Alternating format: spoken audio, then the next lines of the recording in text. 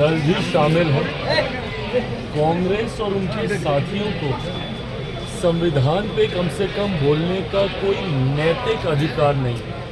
क्यों नहीं है उसका कारण भी, ये वही कांग्रेस है जिन्होंने सही मायनों में सन 75 में आपातकाल लगाकर संविधान की हत्या करने का काम किया। देश में अगर कभी समय के किसी कालखंड में अगर लोकतंत्र की हत्या की गई तो वो सन 75 में आपातकाल लगाकर कांग्रेस की ही सरकार के द्वारा की गई। दूसरा कारण, आज जब मेरे प्रधानमंत्री आदरणीय नरेंद्र मोदी जी ने जिस तरीके से बाबा साहेब को सम्मान देने का काम किया, उनसे जुड़े हुए जितने भी स्थल थे जहाँ उन्होंने शिक्षा हासिल की, लंदन में हो या जहाँ उन्होंने नागपुर में दीक्षा हासिल की, वो दीक्षा भूमि हो, या महाराष्ट्र मुंबई में चैत्य भूमि हो, या दिल्ली में जहाँ वो रहते थे वो हो,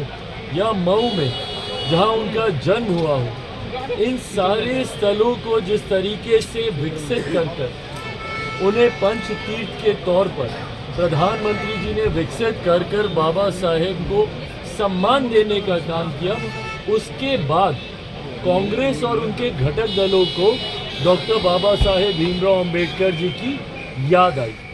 89 से पहले तक बाबा साहेब की एक तस्वीर तक भारत की संसद में नहीं थी।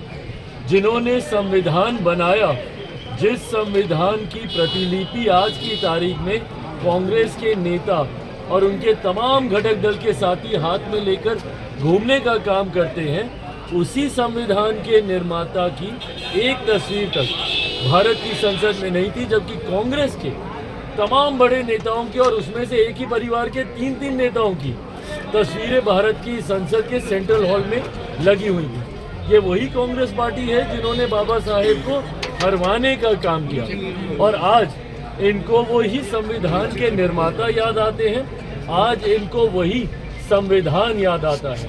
हकीकत है सिर्फ झूठ बोलना इनका काम है। लोकसभा चुनाव में भी इन्होंने झूठ बोला कि अगर नरेंद्र मोदी जी तीसरी बार देश के प्रधानमंत्री बनेंगे तो संविधान की हत्या हो जाएगी, आरक्षण खत्म कर दिया जाएगा, लोकतंत्र समाप्त कर दिया जाएगा। आज लगभग 6 महीने होने को आए। बताएं किसका आरक्षण छीन लिया गया, कहाँ का संविधान खत्म कर दिया गया, या कौन से लोकतंत्र की हत्या कर दी गई।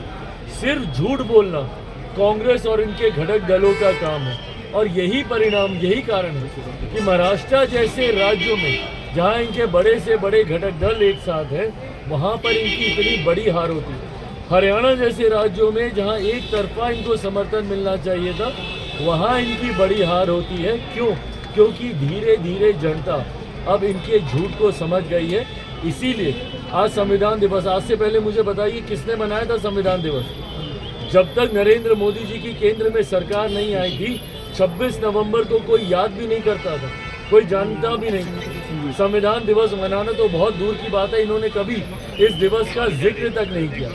आज जब मेरे प्रधानमंत्री जी के नेतृत्व में बार बार इस संकल्प को दोहराया जाता है कि देश चलेगा तो सिर्फ संविधान के आधार पर, उस बात से विपक्ष और कांग्रेस के नेता, राजद के नेता बौखलाते हैं, घबराते हैं। आरक्षण को बढ़ाने के लिए आनंद मोहन ने कहा है कि चिराग पासवान ने एनडीए के उम्मीदवारों को ही दरकिनार किया, हम लोग के उम्मीदवार के पास आए तक नहीं चुनाव के प्रचार के लिए। सर पहली बात तो